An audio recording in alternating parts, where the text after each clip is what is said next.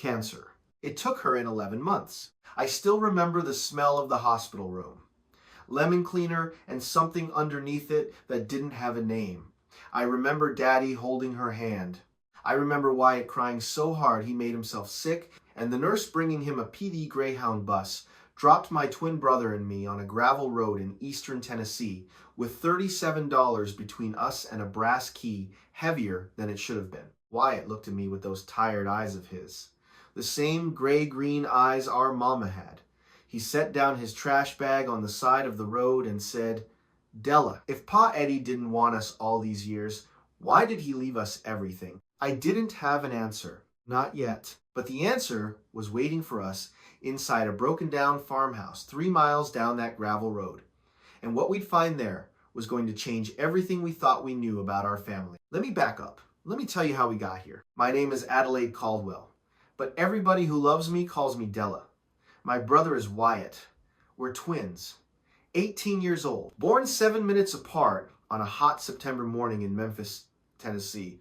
I came first, he came second. And from that day forward, I was always the one looking out for him, even though everybody said it ought to be the other way around. Our mama's name was Elena. She had hair the color of wheat in August and a laugh that made everybody in the room turn their heads. She used to sing to us when we were little, old country songs. Patsy Cline, Loretta Lynn. She'd stand at the kitchen sink washing dishes, and her voice would float through the whole house like sunshine coming through curtains. She died when we were 8 years old. Paper cup of ginger ale. After Mama died, our house got quiet. Real quiet. Daddy was a good man. His name was Richard Caldwell. He owned a small trucking company in Memphis, 32 trucks. 48 employees. He worked hard and he came home every night and he tried his best to be both parents to us. But there was a hole in our house where Mama used to stand and none of us knew how to fill it. About a year after the funeral, Daddy met a woman named Vivian. She came into our lives like a perfume you don't remember buying. Sweet, strong, filling up every room. Vivian was a real estate agent from Nashville. Tall, polished, hair like a magazine. She wore high heels even to the grocery store. She had a son named Brandon, 2 years older than us, who treated everything in our house like it was his birthright. Daddy married her when we were 9. For a few months, Vivian played the part of the loving stepmother. She baked us cookies that came out of a plastic tube. She bought us new clothes she picked out herself. She kissed us on the forehead in front of Daddy and called us honey with a smile that never quite touched her eyes. But the smile slipped. It always does. With that kind of woman. The first thing she did was cut our grandfather out of our lives. His name was Edmund Whitaker, Mama's father, Pa Eddie, we called him. He was a dairy farmer from a little place called Cedar Hollow, up in the foothills of East Tennessee. After Mama died, Pa Eddie came to see us as often as he could. He brought us jars of honey from his bees, and old photographs of Mama when she was a little girl, and stories that made us laugh. Vivian didn't like Pa Eddie. She said he smelled like a barn. She said he tracked dirt onto her carpet. She said he was a bad influence. Slowly, then all at once, Pa Eddie stopped coming around. I asked Daddy about it once when I was 12. He looked away from me. He said, "Pa Eddie's just gotten older, baby. The drive is too hard on him now." I didn't believe him, but I was 12. What could I do? Now, sweet friends, before we go any further, have you ever been pushed out of your own family by somebody who married into it? Somebody who didn't really belong, but acted like she owned the whole house and everybody in it? If you have, I want you to tell me in the comments below. I read every single one.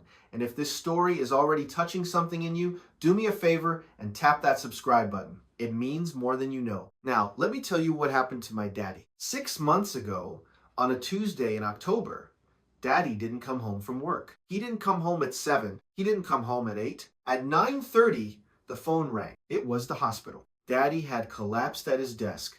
Heart attack.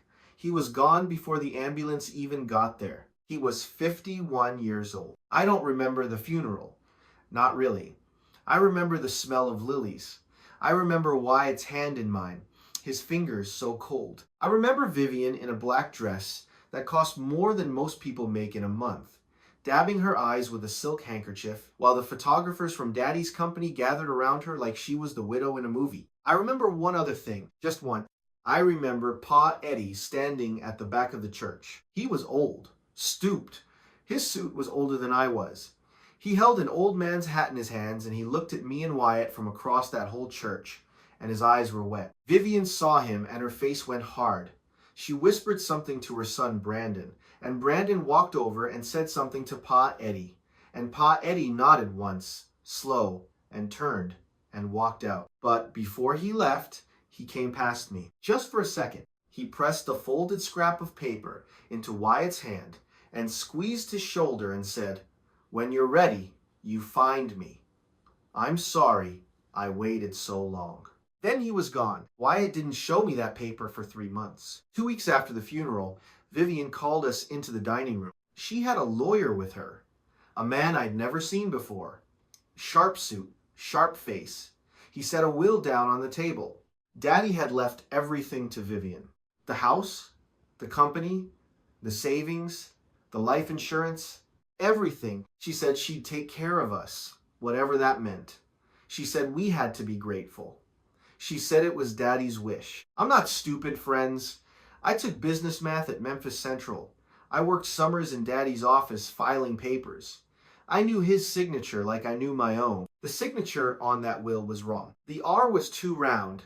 The C was leaning the wrong way. I said so. Right there at the table, I said, "That isn't Daddy's signature." Vivian's hand came across the table so fast I didn't see it move. The slap landed flat on my cheek and rang in my ear like a church bell. Brandon laughed. The lawyer didn't even look up. After that, we lived on borrowed time. I knew it. Wyatt knew it. For 5 months, Vivian let us stay in the house. She told her friends she was letting the children grieve. She posted photos on social media of herself looking tragic. She had a memorial bench installed in our front yard with Daddy's name on it, and she invited the Memphis newspaper to take her picture sitting on it. Then came our birthday, September 14th, 18 years old. We came home from our shift at the diner where we'd been waiting tables for tip money. It was raining, hard. The kind of warm September rain that smells like asphalt and oak leaves. The locks had been changed. Our things were on the porch in 2 black garbage bags. Vivian opened the door just a crack. She had a glass of white wine in her hand. She smiled at us like she'd been practicing. "You're adults now, darlings," she said. "Brandon needs your room for a home gym. Time to learn how the real world works. Best of luck." The door closed. We heard the deadbolt slide. Wyatt started banging on the door. He was yelling, "He's the gentler one of us, my brother." He almost never raises his voice, but he was banging on that door, yelling, "Daddy wouldn't have wanted this. Daddy wouldn't have wanted this." The door opened again. Brandon came out. He shoved Wyatt off the top step. My brother fell hard against the railing and scraped his cheek open on the wrought iron. Brandon went back inside and shut the door. I picked Wyatt up off the porch. There was blood running down his face, mixing with the rain. I dragged the 2 trash bags off the porch with my other hand. We walked down our own driveway in the rain, and we didn't look back. We were homeless on our 18th birthday. For 3 weeks, we learned how the real world worked. We learned which church doors are unlocked at night. We learned that the soup kitchen on Union Avenue serves dinner from 5 to 7, but you have to be in line by 4:30. We learned how to wash up in a gas station bathroom without getting kicked out. We learned how to sleep sitting up so nobody steals your shoes. Wyatt's cheek got infected. I cleaned it with hydrogen peroxide from the dollar store and stitched it with a sewing kit a kind lady at the shelter gave me. I'm not a doctor, friends. I'd never sewn flesh before. My hands were shaking so bad I could barely hold the needle.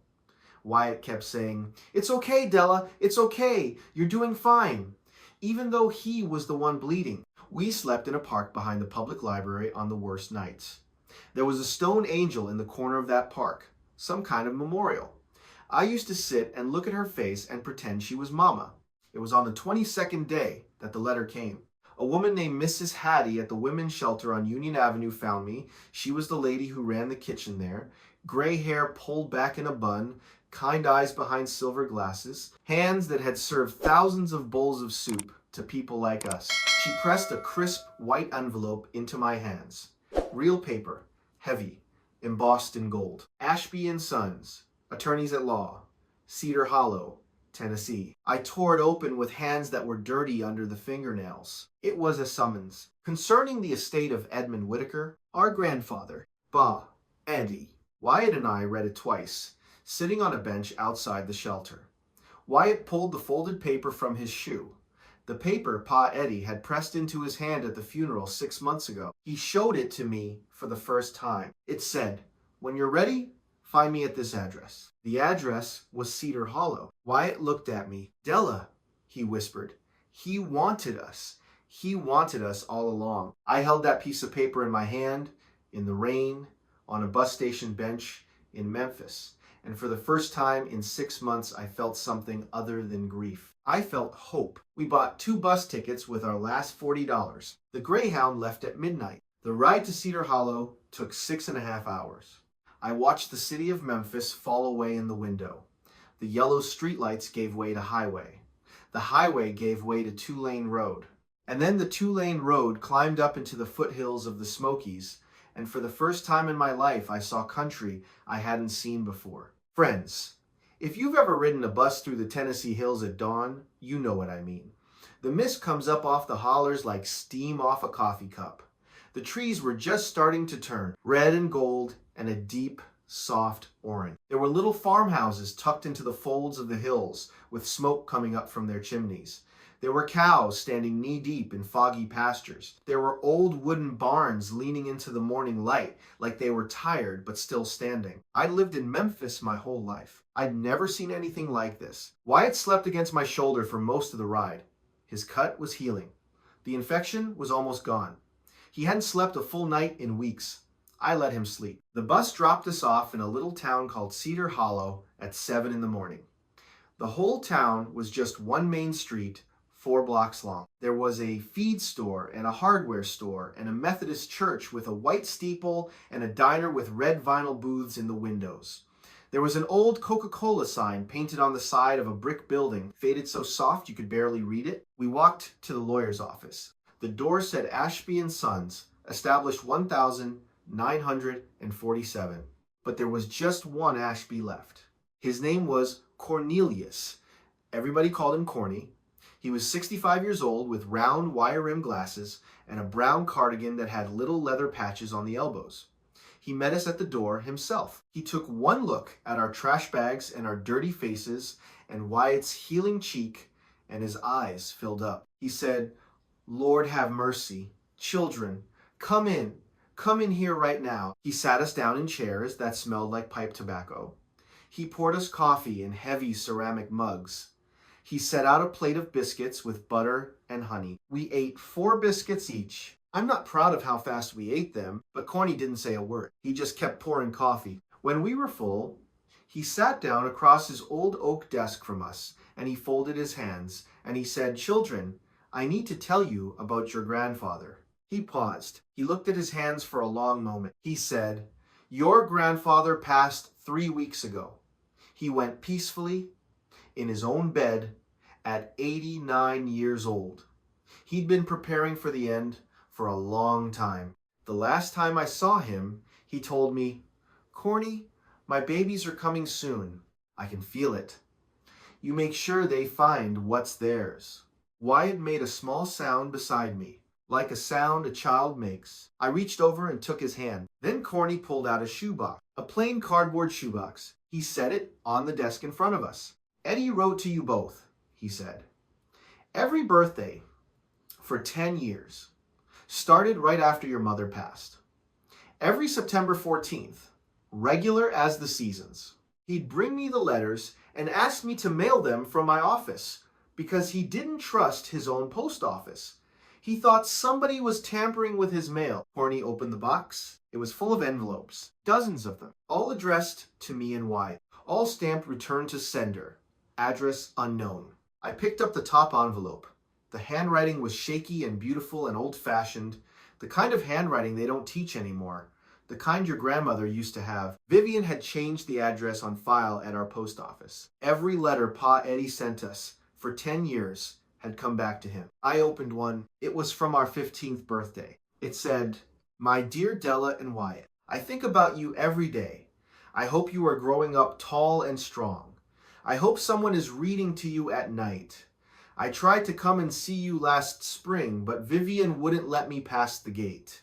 I will keep trying.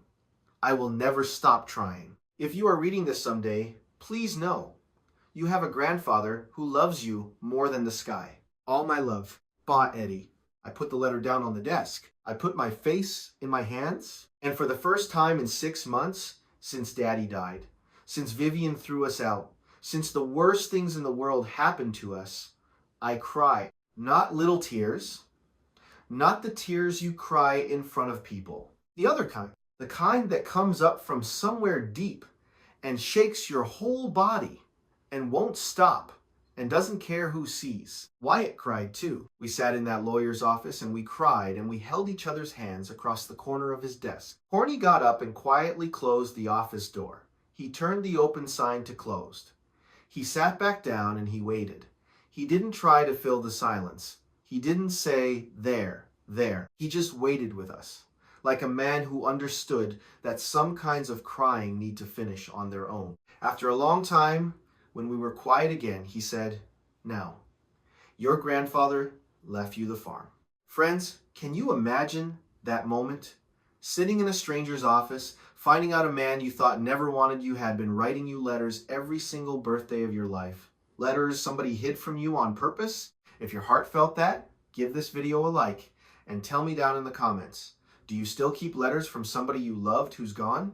Don't let those letters disappear, sweet friends. They're treasures. Corny drove us out to the farm himself. His old Ford F-150 smelled like leather and coffee.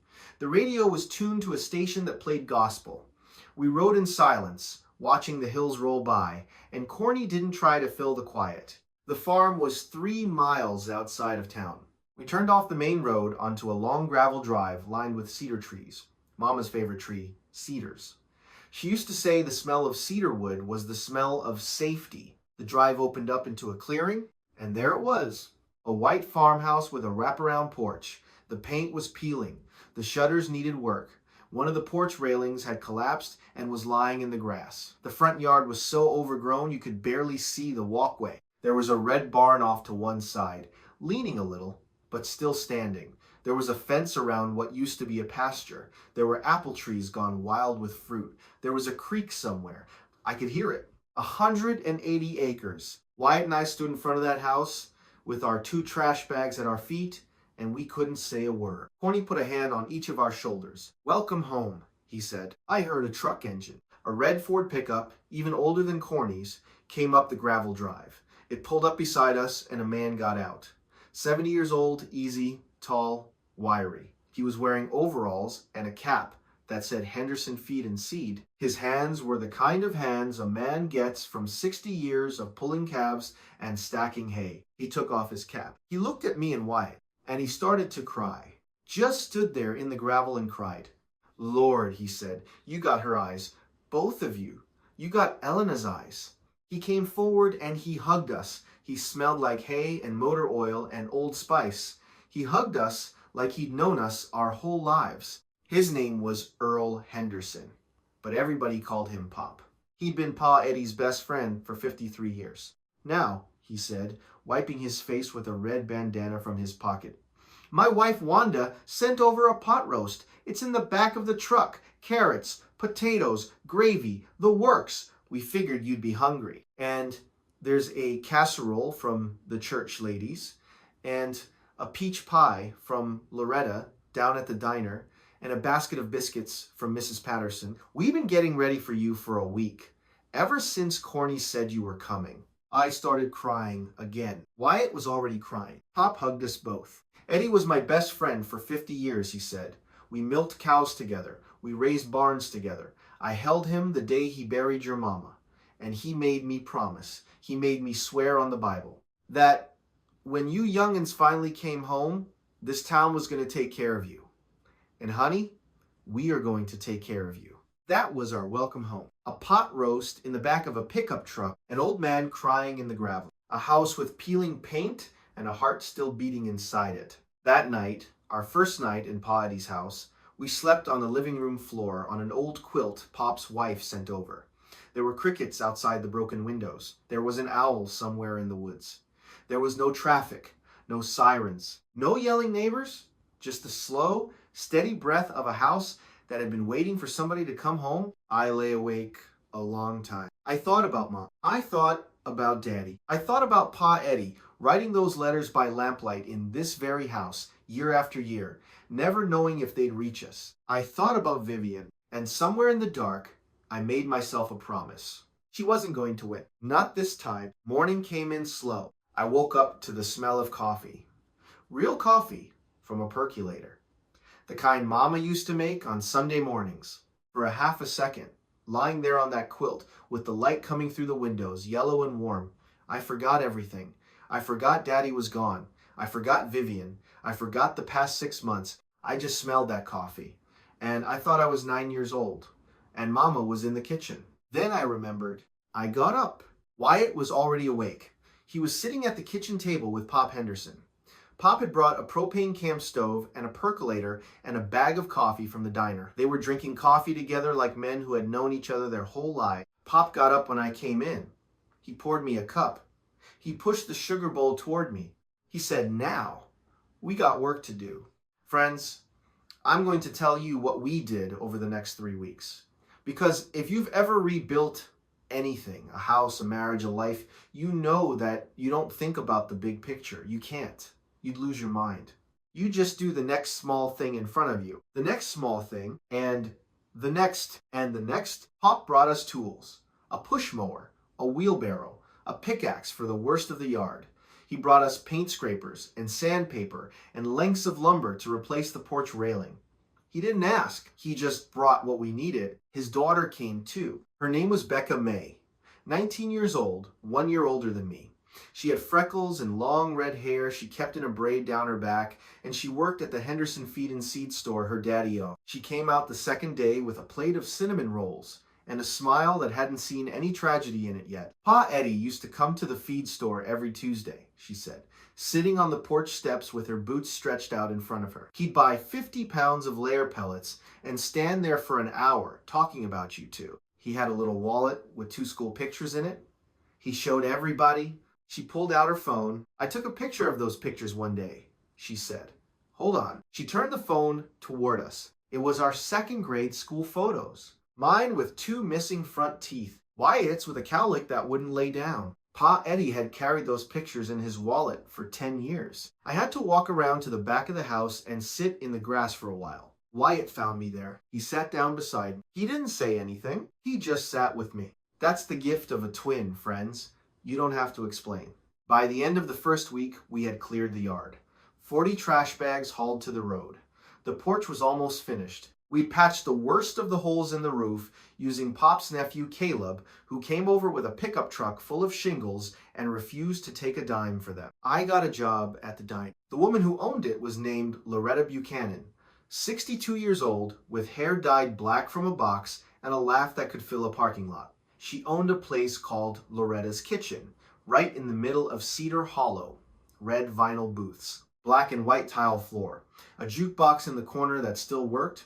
She paid me $8 an hour to wash dishes and bus tables, and she fed me 3 meals a day for free. The first day I worked there, she made me sit down at the counter and eat a plate of biscuits with sausage gravy before I could touch a dish. "Honey," she said, "you're skinnier than a fence post. We're gonna fix that." She called me honey. She called Wyatt honey. She called every customer who walked through that door honey. Wyatt got a job too, hauling feed at the Henderson Feed and Seed for Pop, $8.50 an hour and all the sweet tea he could drink. Every dime we made went into the house. In the second week, I was cleaning out the attic when I found it. I went up there with a flashlight because the wiring in the attic was no good. The attic was full of old furniture, under sheets and stacks of boxes, and the kind of dust that's been settling for 40 years. I was supposed to be looking for an old fan we could clean up and use. Instead, I found a leather-bound photo album. I sat down on a steamer trunk under the dormer window. I opened the album. The first page was a baby picture. A little girl, maybe 2 years old, in a white dress, sitting on the porch we'd just fixed. It was Mama. I knew her face the way I knew my own. I turned the pages. Mama as a little girl in pigtails. Mama at her first day of school holding a tin lunchbox.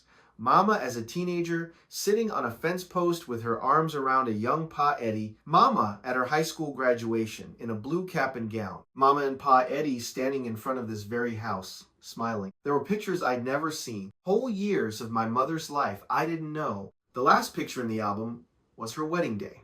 She and Daddy on the steps of the Methodist church in town. She was laughing. He was looking at her like she'd hung the moon. Pa Eddie was beside them, and there was a woman I didn't recognize who must have been my grandmother before she passed. Tucked behind the last photo, there was a note. In Mama's handwriting, Daddy, hold on to these for the babies. One day, they'll want to know me. Tell them I love them more than anything. Tell them I tried to stay. Elena. She'd written it from the hospital. Before she died, I sat in that attic for a long time. I don't know how long. When I came down, I had the album in my arms. Wyatt and I sat on the porch and looked at every page. We hadn't seen her face that clearly in 10 years. Now, sweet friends, if your heart is feeling heavy right now, let me tell you, I had to set this story down for a minute when I was writing it.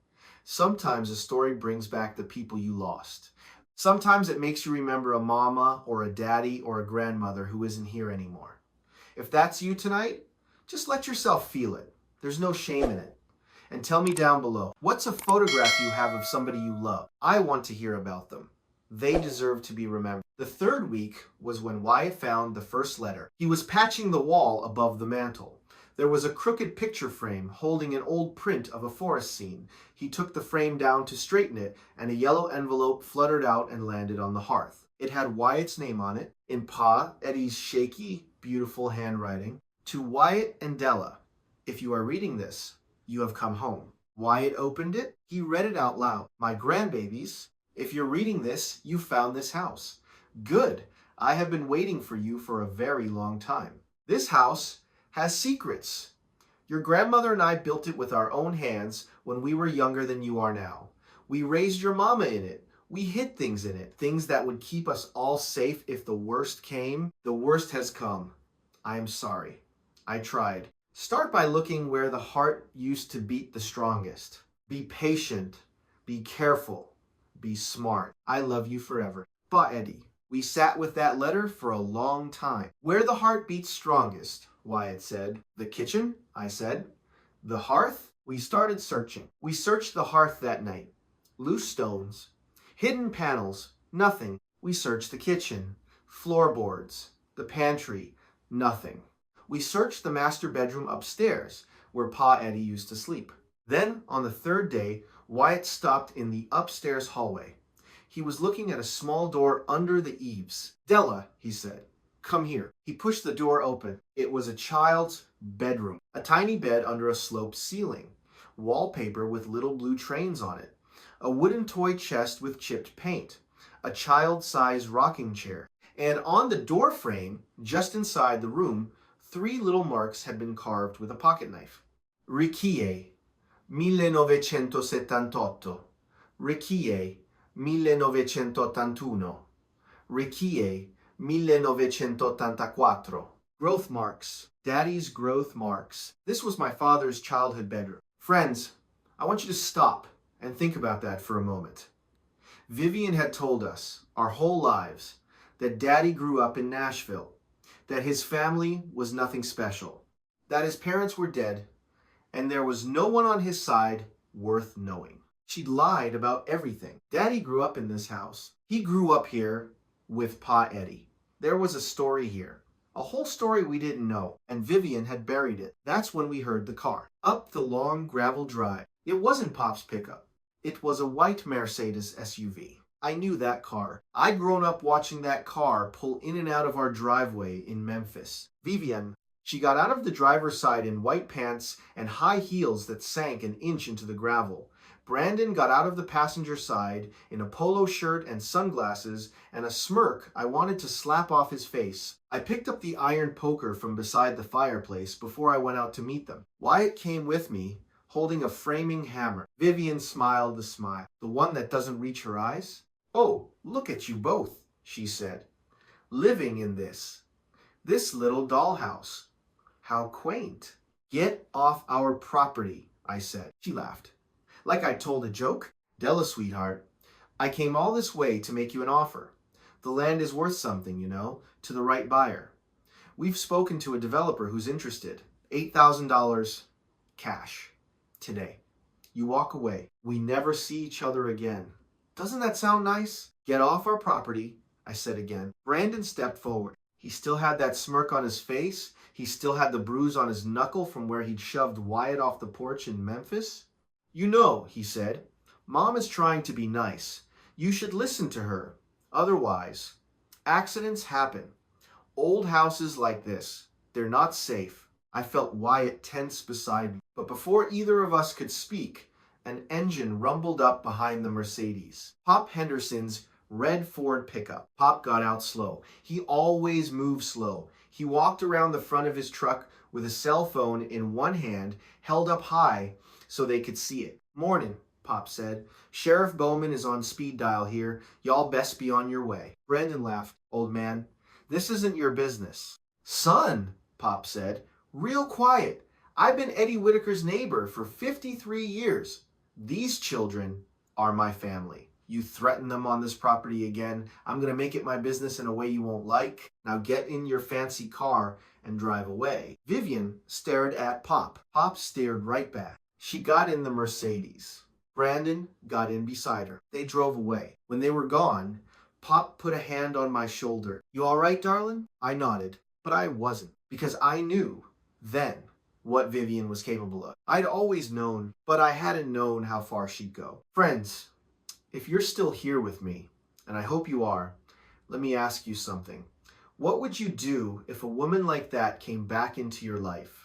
After everything she'd already done, tell me below. And please, if you haven't already, tap that subscribe button. We tell stories like this every week. Stories about coming home, finding family, and finding the truth. Now, what Wyatt and I found in that house next was something I'll never forget. That night, after Pop went home, Wyatt and I went back to Daddy's childhood bedroom. We pulled up the floor, 3 boards, right beneath where the little bed had stood. Underneath, between the joists, sat a cedar wood box. It was about the size of a milk crate, old, dark, heavy. The lid was held shut with a brass clasp and a small padlock that had rusted years ago. I broke the clasp with the poker. The lid opened. The smell of cedar came up out of it, strong and clean. And underneath the cedar smell was the smell of old paper. The box was full of treasure. Not pirate treasure, real treasure. Bundles of U.S. Treasury bonds. Dozens of them. I picked one up and looked at it. $10,000. I picked up another. $50,000. I picked up a third. $100,000. There was a velvet pouch. I poured it into my hand. Gold coins. Heavy. Solid. American Eagles. They felt warm somehow, like they remembered being held. There was a leather journal. There was a thick manila envelope tied with red string. And there was a USB drive in a little plastic bag. On top of all of it sat one last white envelope. In Pa Eddie's handwriting, for Della and Wyatt. To be read when you are ready for the truth. Wyatt looked at me. I looked at Wyatt. We sat down on the dusty floor, and I opened the letter. My dear grandbabies, if you are reading this, you have found my last gift to you. I am so sorry I couldn't give it to you in person. I am so sorry your daddy isn't here to give it to you himself. I need to tell you the truth about how your father died. Your daddy did not die of a simple heart attack. He died of a broken heart. I mean that in 2 ways. The first way is medical. The doctor's report is real. His heart gave out. But it gave out because Vivian had been crushing him for years. She drained his bank accounts. She isolated him from his friends. She cut him off from me. And I had been the closest thing your daddy had to a father since he was 12 years old. After his own daddy passed, and I took him on at this farm to work summer. Yes, your daddy grew up in this house, not as my son, as my hired hand, as a boy I loved. He met your mama when they were both 15. He married her when they were both 22. I have been his family since before you were born. Vivian buried all of that from you. She wanted you to think you had nobody, so you would have nowhere to run. The second way your daddy died of a broken heart is this. He found out 8 months before he died that Vivian was having an affair with a doctor named Marcus Hale. She'd been seeing him for years, even before she married your father. She married your daddy for his money. That's all. He found out, and it broke him. But there's worse. Vivian and this Dr. Hale schemed together. Hale falsified your daddy's medical records. He hid the early warning signs of your daddy's heart trouble. He never told your daddy to slow down, to take medication, to get tested. He let your daddy keep working 16-hour days under crushing stress, all while telling him he was healthy. And he did this because Vivian had a $3 million life insurance policy on your daddy that Hale himself had helped her set up. They were going to split the money when your daddy died. They didn't kill him with their hands, but they killed him just the same. I have proof. I hired a private investigator 2 years ago when I first started worrying about Vivian. He documented everything: bank transfers, phone records, photographs of Vivian and Hale together at a hotel in Knoxville, Hale's forged medical reports. All of it is in the manila envelope tied with red string. Inside this box, you will find 1. Your daddy's real and legal will. He came to see me in secret 4 months before he died. Once he knew the truth about Vivian, he wrote a new will, leaving everything to you both. He had it notarized properly. He gave it to me to keep safe. The will Vivian read to you after the funeral was forged. 2. My journal. Inside it, I have documented 9 years of Vivian's blackmail. She found out early in her marriage to your daddy about a tax error I made back in 1985. It would have meant prison for me at my age. She held it over my head for 9 years. She bled me dry of every dollar I had. That's why I lived poor. That's why I let this farm fall to ruin. I wanted her to think she'd taken everything from me. I wanted her to never come looking here. 3. The private investigator's report. Everything you need. 4. A USB drive. On it is your father's last video. He recorded it 3 weeks before he died. He left it with me. It is the hardest thing I have ever watched. Please, if you can, watch it together. Don't watch it alone. 5. The bonds and the gold, worth more than $4.5 million. It is your inheritance. I converted everything I owned into bonds and gold years ago when I realized Vivian would never stop. I hid it here, in the one place she would never think to look. Your father's old room, in his childhood home. Now, listen to me carefully. Do not go to the police first. Vivian will hire the best lawyers in Nashville. She will drag this through court for 10 years. She will bleed it dry. Go to Corny Ashby. He is your daddy's real lawyer. He has been waiting for this moment for 3 years. He has a plan. And know this, my grandbabies. There has never been a single day in 10 years that I have not loved you. I am sorry I could not save your father. I am sorry I could not reach you sooner. I tried. Be brave. Be smart. Come home. Find all my love forever. Ba, Eddie. I finished reading. I set the letter down. Wyatt didn't move. I didn't move. The house didn't move. After a long, long time, Wyatt said, very quietly, she destroyed him, Della. She destroyed him, I said. Yes. We sat there in the dust and the lamplight, in our father's childhood bedroom, holding our grandfather's letter. I thought about Daddy. I thought about him in his office, working 16-hour days, not knowing his heart was failing. I thought about him going home every night to a woman who was hollowing out his life on purpose, while she smiled at him and called him honey. I thought about him dying alone at his desk. I thought about Brandon laughing at the funeral. I thought about Vivian's hand across my cheek. I thought about Wyatt bleeding on our own porch on our 18th birthday. And inside my chest, something cold and hard and clear settled into place. It wasn't rage. Rage is messy. This was something else. This was the kind of feeling our grandmothers had, friends, when they decided enough was enough. The kind of feeling that decides things. The kind of feeling that holds. The kind of feeling that doesn't go away in the morning. I looked at Wyatt, my twin brother, half of me. I said, we're going to take everything from her. He said, everything. I said, legally, properly, the way Pa Eddie wanted, so she can never hurt anyone again. He said, yes. I said, tomorrow we go see Corny. He said, yes. We didn't sleep that night. We sat at the kitchen table with the cedar box between us and we drank the rest of the coffee, and we watched the sun come up pink and orange over our grandfather's land. Sweet friends, I want you to take a deep breath with me. I had to. That letter was a lot. If you're feeling it tonight, let me know. Tell me in the comments, was there a moment in your life where you decided enough was enough? Where you decided to stand up? I want to hear your stories. We're all stronger than we know, and we're stronger together. The next morning, we drove into town in Pop's pickup with the cedar box wrapped in an old quilt on the seat between us. Corny was at his office before opening hours. He always was. We set the quilt on his desk. We unwrapped it. We laid everything out. The will, the journal, the manila envelope, the bonds, the USB drive, the letter. Corny stood up from his chair. He sat back down. He picked up the will, the real one. He read it twice. His old eyes got soft and wet behind his round glasses. He picked up the USB drive. He pulled an old laptop from his bottom drawer. He plugged the drive in. He turned the screen so we could all watch together. Daddy's face came up. He was sitting at his desk in Memphis. He looked tired. He looked thin. There was a small smile on his face the way he always smiled, even when he was sad. He said, "Hey, baby girl. Hey, son. If you're seeing this, I'm gone. And I'm sorry. I want to tell you what happened. I want you to hear it from me." He talked for 23 minutes. He told us everything. He told us he was sorry he didn't see Vivian for what she was sooner. He told us he loved us. He told us we were the best things he ever did. He told us to take care of each other, always, no matter what. At the end, he said, "Della, Wyatt, your mama is waiting for me.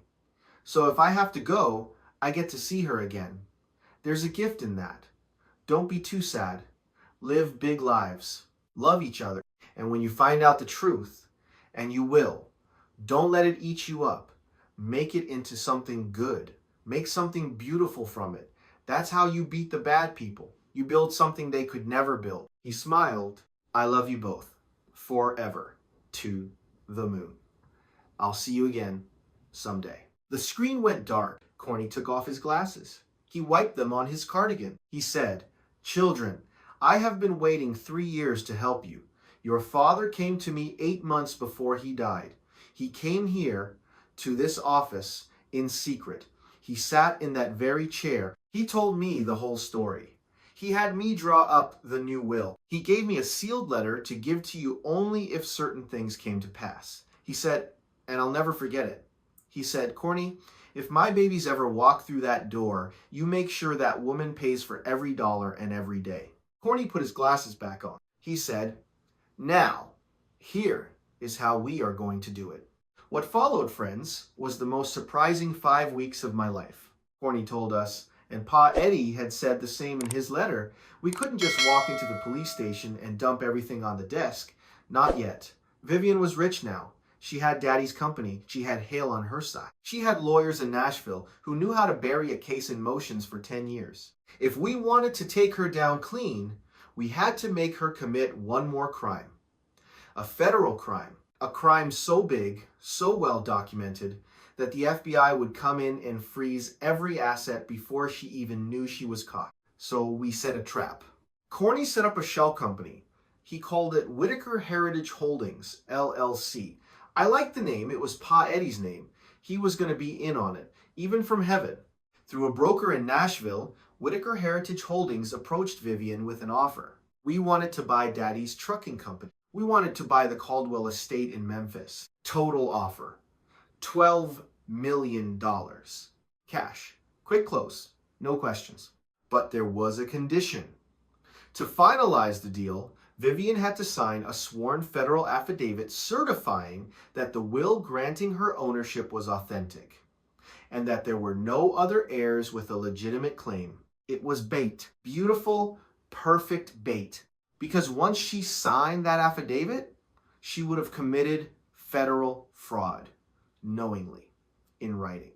With her own signature, game over. But here's the thing, sweet friends. While we waited for Vivian to take the bait, the people of Cedar Hollow did something I will never forget for as long as I live.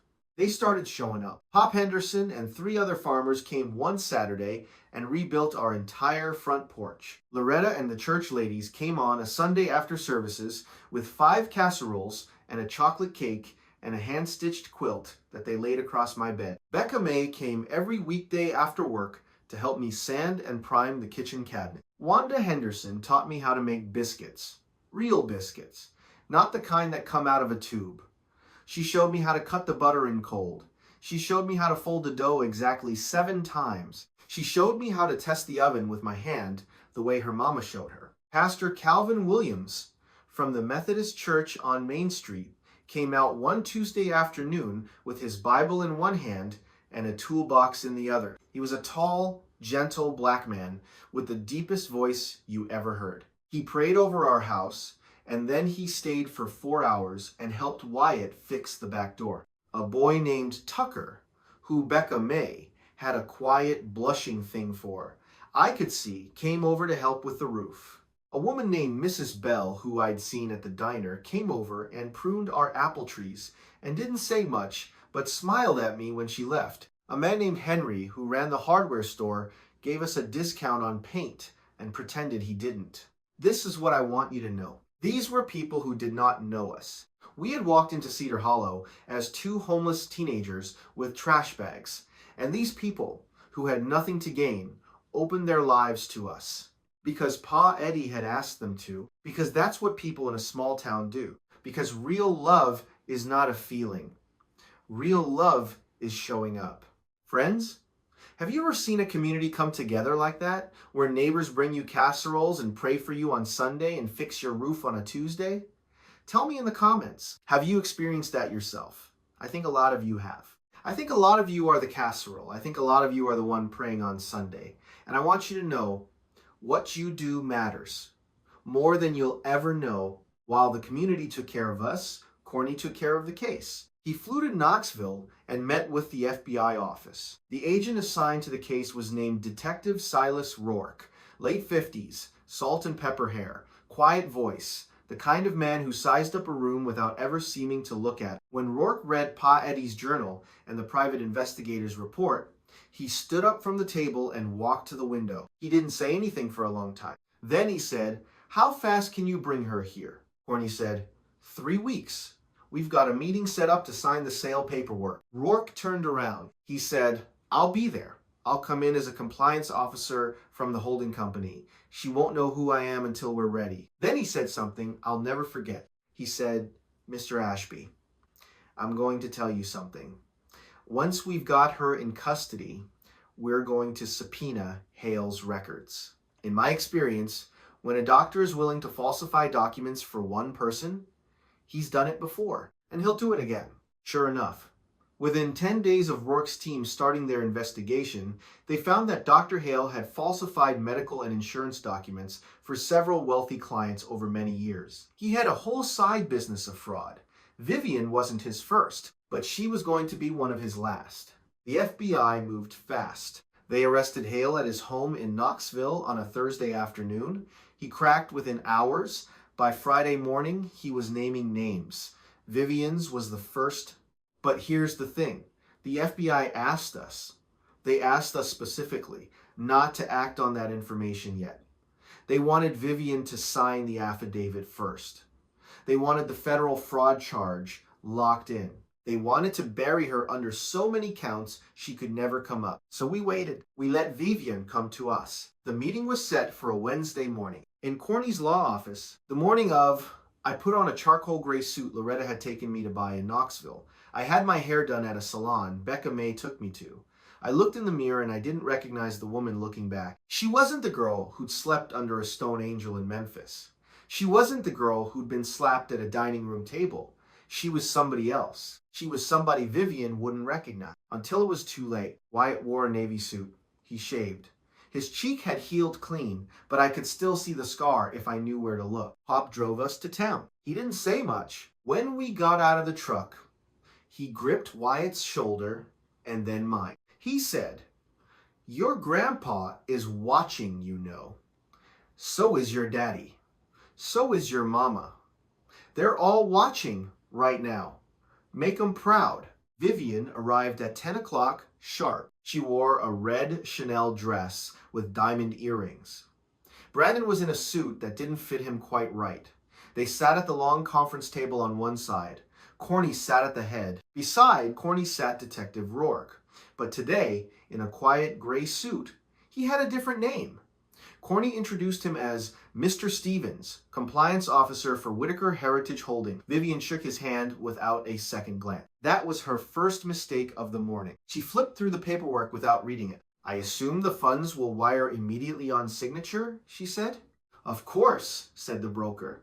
Standard procedure. She uncapped a Mont Blanc pen. She signed. Brandon signed beside her. She set the pen down with a click. She smiled. She said, I'd like to meet the CEO of Whitaker Heritage Holdings. It's only polite. Corny smiled back. He said, she's right here. The double doors at the back of the conference room opened wide and I walked in. The look on Vivian's face was something I will carry with me to my grave. Her mouth opened. She didn't make a sound. Brandon turned around in his chair so fast he almost fell out of it. What? He said. What are they? I walked up to the table. I set down the cedar box. I opened it. I took out the items one by one. I laid them on the long, polished table in front of Vivian, the way you lay cards down at the end of a poker game. The real will, Pa Eddie's journal. The private investigator's report. Photographs of Vivian and Dr. Hale at hotels in Knoxville. Bank transfers. Phone records. The forged life insurance documents. The USB drive. I laid them down. One. Vivian's hands started to shake. Brandon stood up. He said, This is illegal. You can't do this. Detective Rourke stood up. He pulled his badge from his jacket pocket and laid it gently on the table. FBI, he said. Mrs. Caldwell, you are under arrest for federal insurance fraud, forgery of a federal document, conspiracy to commit fraud, and extortion. Mr. Marsh, you are under arrest for embezzlement from Caldwell Transport Incorporated. You both have the right to remain silent. I would strongly suggest you exercise it. Two uniformed agents stepped through the same doors I'd just walked through. Vivian came out of her chair like an animal. She lunged toward me across the table. She got 2 inches. The agents had her by the arms before she could move farther. Brandon was crying. Vivian was screaming. I didn't move. I stood very still and I looked at her. And when she was finally still, when she was finally caught, when she was finally finished, I leaned forward over the table. I said, very quietly, just to her, you told us we needed to learn how the real world works. She stared at me. I said, we learned, ma'am. We learned that real people, kind people, country people, people who don't even know us, they remember, they show up, they look out for one another. That's the real world. You spent your whole life trying to take from people, and you never even saw the world that was always there. The one where people give. The agent started to lead her out. I said one more thing. I said, my daddy told us in the video. He said, don't let it eat you up. Make something beautiful from it. I said, we're going to. She didn't say anything. She was let out. Brandon was let out. The doors closed. Corny sat down. He took off his glasses. He looked at me and Wyatt across the conference table for a long, long time. He said, your daddy would be proud. He said, your grandpa is dancing in heaven right now. I sat down hard in a chair. For 3 years, I had been carrying something I hadn't fully understood I was carrying. It set itself down on that conference table along with everything else. And I started to cry. Wyatt held my hand. Corny got up and poured each of us a glass of sweet tea from a pitcher on the side table, and we sat there for a long time, drinking it in the quiet. It's been 8 months. I want to tell you, friends, how the world looks today. Vivian was denied bail. The evidence against her was so overwhelming, her own lawyers told her to take a plea. She took 25 years. No parole. Dr. Marcus Hale took 18 years on multiple counts of medical and insurance fraud. Brandon took 5 years. The Caldwell Transport Company has a new president, a woman named Patricia Reyes, who worked alongside Daddy for 16 years, and who I trust more than anybody. Wyatt is going to learn the business from her over the next few years. We kept the company. It was Daddy's. We owe him. The estate in Memphis we sold. We didn't want to live there. The money from the sale, Plus a portion of the bonds went into something new. We named it Elena's Promise, after Mama. It's a working ranch on Pa Eddie's land. Our land now, at the foot of the Smoky Mountains, 200 acres of pasture, a new barn we built ourselves, with help from half the county, 12 rescue horses, a bunkhouse for kids. Every summer, we host children from the women's shelter in Memphis. The same shelter where Mrs. Hattie used to ladle out soup to me and Wyatt when we had nothing. Those kids come and they ride horses and they sleep in a real bed and they eat 3 meals a day at a long pine table I helped Wyatt build. We give them what we didn't have. Becca May runs the ranch with me. She quit the feed store.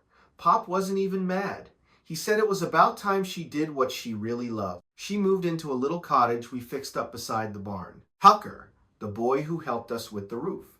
He proposed to her last month, down on one knee in the pasture under that big East Tennessee sky. She said yes. We're hosting the wedding here at the ranch in May. Loretta and the church ladies are doing the food. Wyatt is going to walk her down the aisle. Pop Henderson, Pop, who pulled into our driveway the first day with a pot roast in the back of his pickup, who threatened Brandon with a cell phone and a stare, who's been at every Sunday dinner for 8 months. Pop is going to be the one to give a toast. Wanda Henderson is teaching me to can tomatoes. She says by August I'll be canning my own jam. I'm not sure I believe her, but I'm trying. Loretta still calls me honey. Wyatt too. Every Sunday night we eat at the diner in the second booth from the back. It's our booth now.